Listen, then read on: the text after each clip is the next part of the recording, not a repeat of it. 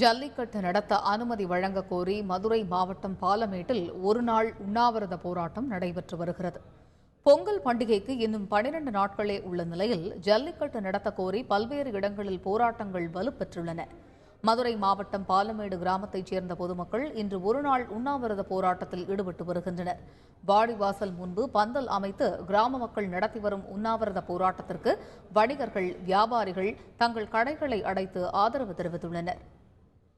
தமிழர் மக்களின் உணர்வுகளை பிரதிபலிக்கும் விதமான இந்த விழா, சாதி மதம் பார்க்காத இந்த விழாவை கட்டாயம் நடத்திட மத்திய மாநில அரசுகள் உதவிட வேண்டும் என்று தாழ்மையுடன் கேட்டுக்கொள்கிறோம். இந்த ஜல்லிக்கட்டு நடத்தலாம்னு அமைச்சரவை, மத்திய அமைச்சரவை கூடி சட்டம் இயற்றினாலே தவிர இந்த சுப்ரீம் கோர்ட்டில், உச்சநீதிமன்றத்தில் இருக்கிற அந்த தடையானது நீக்கப்பட மாட்டாது என்பது தெளிவாக மக்களுக்கு புரிந்துள்ள காரணத்தினால் நாங்கள் மத்திய அரசை வலியுறுத்தி மத்திய அரசு உடனடியாக ஜல்லிக்கட்டு நடத்துவதற்கான அவசர சட்டத்தை இயற்றி அதை நீதிமன்றத்துக்கு அந்த தகவலை கொடுத்து எங்களுக்கு ஜல்லிக்கட்டு நடத்துவதற்கு ஒரு ஆணையை, ஒரு தீர்ப்பை, ஒரு நீதியை பெற வேண்டும் என்ற நோக்கத்தில் தான் இதை செய்திருக்கிறோம்.